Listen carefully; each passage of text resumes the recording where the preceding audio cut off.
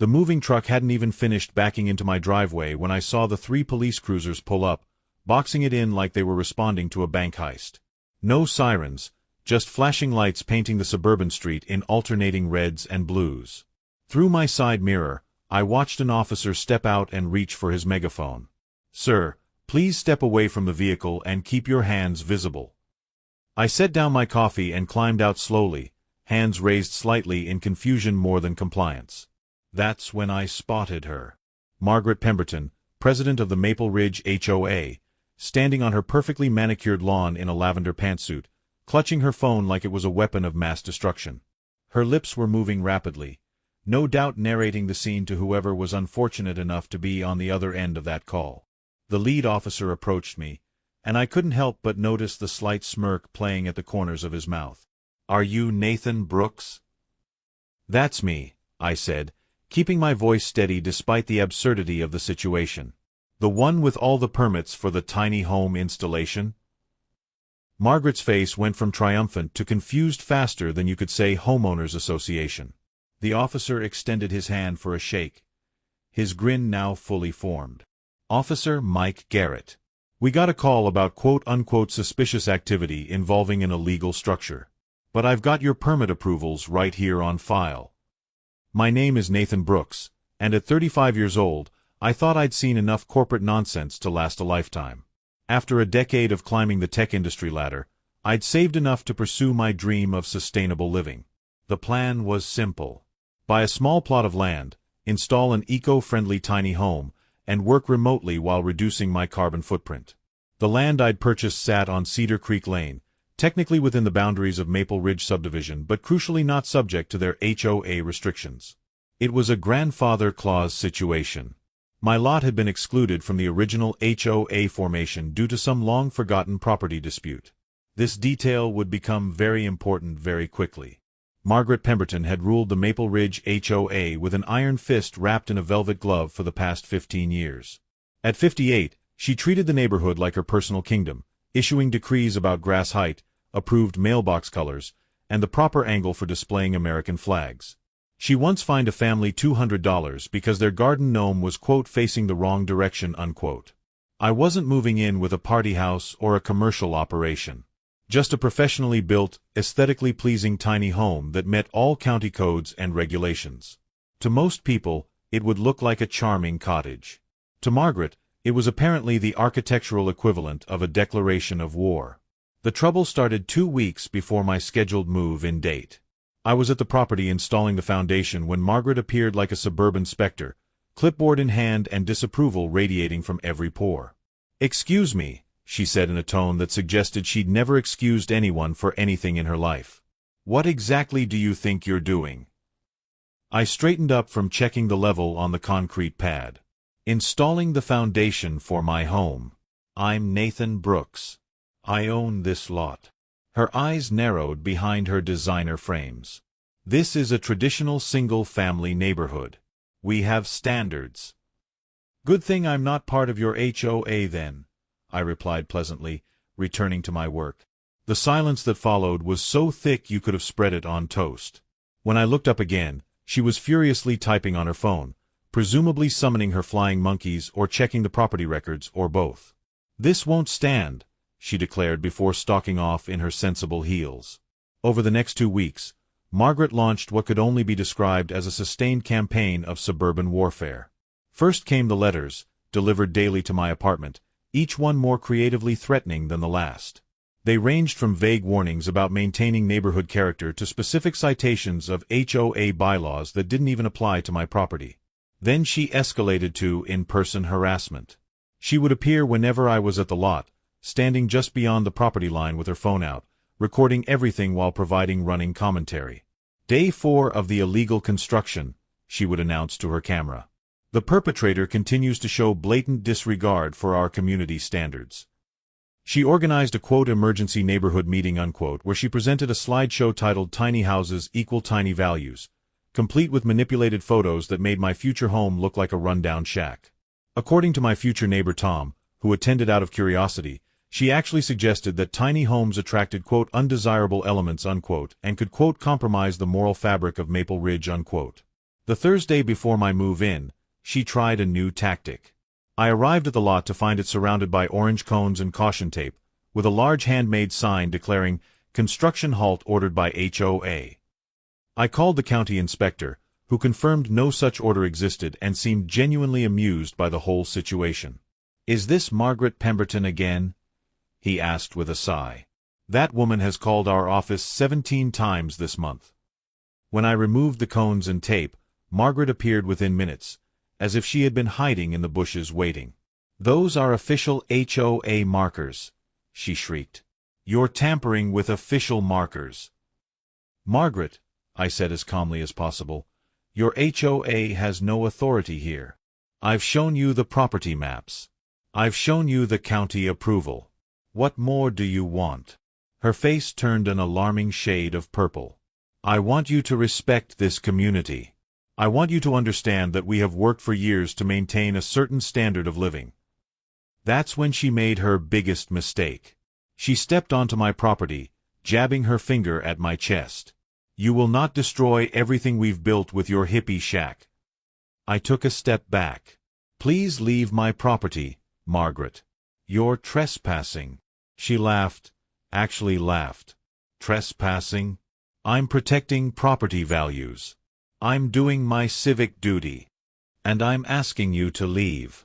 This is your only warning." She stormed off, but not before promising that I would quote rue the day unquote I crossed her. I had no idea how literally she meant that threat. Which brings us back to move-in day. As Officer Garrett explained the situation, it became clear that Margaret had called 911 claiming she witnessed quote armed individuals unloading suspicious cargo into an illegal structure unquote. She'd apparently told dispatch she feared for her safety and the safety of the neighborhood children.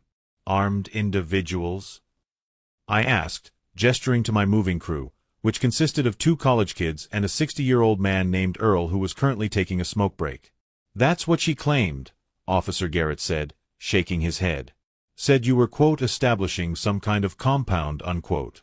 Possible cult activity was mentioned." 2 more officers had approached by this point, and I recognized one of them. Jake Harrison. His face lit up. "Nathan. Man, I heard you were moving back to town. Is this your place?" He turned to Officer Garrett. "This guy and I went to high school together. He's definitely not starting a cult." Margaret had crept closer during this exchange, close enough to hear every word. Her face cycled through several expressions: disbelief, anger, and finally, desperation. "Officers, you don't understand," she said, her voice taking on a pleading quality. "This structure hasn't been approved by the HOA Architectural Committee. It's completely out of compliance with our CC and RS. Officer Garrett looked at her with barely concealed annoyance. "Ma'am, we've been through this. Mr. Brooks' property is not part of your HOA. He's followed all county regulations. His permits are in order." "But the aesthetics," she wailed. "The property values are not a police matter," Officer Garrett finished firmly. "However, making false emergency reports is." The color drained from Margaret's face. "False?" I was genuinely concerned. "You reported armed individuals and suspicious cargo," Jake interjected. "I see moving boxes and furniture. You also mentioned possible cult activity. That's a serious allegation." Margaret's mouth opened and closed like a fish out of water. "I was being cautious. You can't be too careful these days." Officer Garrett pulled out his notebook. "Ma'am, I'm going to need to see some identification. Making false reports to emergency services is a misdemeanor that can result in fines up to $1,000 and up to 6 months in jail." "Jail?" Margaret's voice cracked. "You can't be serious. I'm on the HOA board. I'm a pillar of this community." "Being on an HOA board doesn't give you the right to waste emergency resources," Officer Garrett replied. 3 units responded to this call. That's 3 units that couldn't respond to actual emergencies. As Margaret fumbled for her ID with shaking hands, I noticed curtains twitching in windows all along the street. The neighborhood was getting quite a show. Several people had even come out to their driveways for a better view, including Tom, who gave me a subtle thumbs up. "I demand to speak to your supervisor," Margaret said, trying to regain some authority. "That can be arranged," Officer Garrett said evenly. "Down at the station. After we process you for filing a false report." "Process me?" Her voice rose to a pitch that probably had dogs barking 3 blocks away. "I'm being arrested?" "Not arrested," Jake clarified. "Yet. But you will need to come with us to the station. You can either come voluntarily, or we can make it official." Margaret looked around wildly, as if searching for support from the gathering crowd of neighbors. Finding none, she turned back to me with pure venom in her eyes. "This isn't over," she hissed. "Actually, ma'am, it kind of is," Officer Garrett said. "Mr. Brooks, would you like to press charges for harassment? I understand this isn't the first incident." I considered it. Part of me wanted to say yes, to end this once and for all. But I also had to live here. "Not at this time," I said. "I just want to move into my home in peace." Margaret was led to one of the police cars, her protests echoing across the suburban landscape. "This is persecution. I was protecting our community. You'll all regret this when property values plummet." As the police cars pulled away with Margaret in the back of one, the gathered neighbors began to disperse. Tom walked over, extending his hand. "Welcome to the neighborhood, Nathan. Sorry about all that. She's been a terror for years." "Thanks," I said, shaking his hand. "Hopefully things will calm down now." Tom laughed. "Oh, I wouldn't count on it.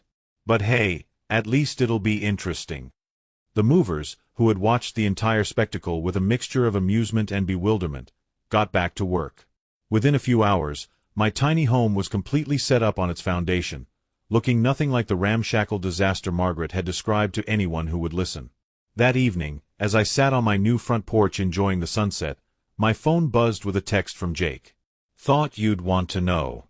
Pemberton was fined $800 for the false report. She tried to pay with a check from the HOA account.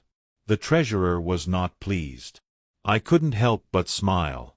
Sometimes karma works quickly in the suburbs. The next morning brought unexpected developments. I was enjoying my coffee when Tom knocked on my door, barely containing his excitement. "Emergency HOA meeting tonight," he said. "Word is they're voting on Margaret's position." Already. Apparently this was the last straw. She's been using HOA funds for her personal vendettas, sending cease and desist letters to people who aren't even in the HOA. The lawyer fees alone from this year are astronomical. That evening, I could see the clubhouse from my property, lit up with what looked like the entire neighborhood in attendance. I wasn't invited, of course, not being a member, but Tom texted me updates. "They're listing complaints. This is like a suburban Festivus. Someone just brought up the garden gnome incident of 2019. Oh snap. The treasurer just presented the legal bills. $37,000 this year alone." And then, the final text, "She's out. Unanimous vote." She just threw her gavel at the wall and stormed out. I watched from my porch as Margaret's car peeled out of the clubhouse parking lot, her tires squealing in protest. The other attendees filed out more slowly, many of them chatting and laughing, a weight seemingly lifted from the collective shoulders of Maple Ridge. The aftermath was swift and thorough. Within a week, Margaret received formal notice of her removal from the HOA board. Her special parking space at the clubhouse was revoked. Her key to the community pool was deactivated. The landscape company she'd hired her nephew to run was replaced with a more affordable service. But the real blow came when the HOA's lawyer sent her a demand letter for reimbursement of the legal fees she'd incurred pursuing actions outside the HOA's jurisdiction. $37,000, due within 30 days. I heard about her reaction from Tom, who heard it from his wife, who was in the grocery store when Margaret received the certified letter. Apparently, she stood in the cereal aisle for a full 5 minutes, staring at the paper while muttering, "This can't be legal," over and over before dropping her basket and leaving without buying anything. The next day, a for sale sign appeared in Margaret's yard. According to the real estate listing, it was priced for a quick sale. The description mentioned, quote, motivated seller, unquote, which in real estate speak meant desperate. I was watering my small garden when Margaret drove by one last time, her car loaded with boxes. She slowed as she passed my property, and our eyes met. For a moment, I thought she might stop, might say something. But then she hit the gas and was gone. Tom told me later she'd moved 3 towns over and was renting a condo with, ironically, an even stricter HOA than Maple Ridge. I heard she tried to run for their board, he said with a grin. They Googled her. She didn't get a single vote. As for the legal consequences, the false report fine stood at $800, which she paid grudgingly. The HOA lawsuit for the $37,000 in legal fees was settled out of court for $25,000, which apparently required her to liquidate most of her retirement savings. Her reputation in the HOA management community was thoroughly destroyed when someone created a Facebook page called Margaret Pemberton's Greatest Hits, documenting her various overreaches. The final insult came when the new HOA board sent her a formal letter thanking her for her, quote, past service, unquote, and informing her that she was permanently banned from all HOA events and properties, effective immediately. Tom said she tried to contest it, but couldn't find a lawyer willing to take the case. Her house sold at a significant loss 2 months later to a young couple who immediately painted it bright yellow, a color that would have given Margaret an aneurysm. They also installed a small free library on the front lawn, right where everyone could see it. When I ran into the new owners of the farmers market, they mentioned finding stacks of HOA violation notices in the attic, all filled out but never sent, for infractions like excessive dandelions and mailbox leaning 2 degrees off perpendicular. There must have been hundreds of them, the woman said, shaking her head. All dated and organized by street. It was actually kind of disturbing. Margaret Pemberton, the iron-fisted ruler of Maple Ridge, had fallen from her self-appointed throne in spectacular fashion. The $800 fine, the $25,000 settlement, and the complete loss of her social standing and reputation in the community she'd tried so hard to control it was a fitting end to her reign of terror. The last anyone heard, she was working as a receptionist at a property management company 2 hours away, where her duties specifically excluded any involvement with HOA operations. Her new boss, who'd done his homework, made that very clear in her employment contract. As I sit on my tiny home's porch now, watching the sunset over a peaceful Margaret-free Maple Ridge, I can't help but reflect on the whole bizarre episode.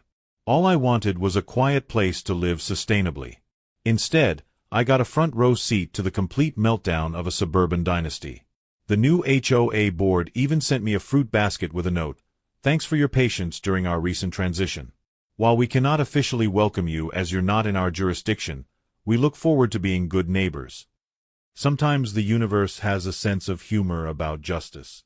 And sometimes that justice comes with an $800 fine and a $25,000 legal settlement that sends a petty tyrant running for the hills.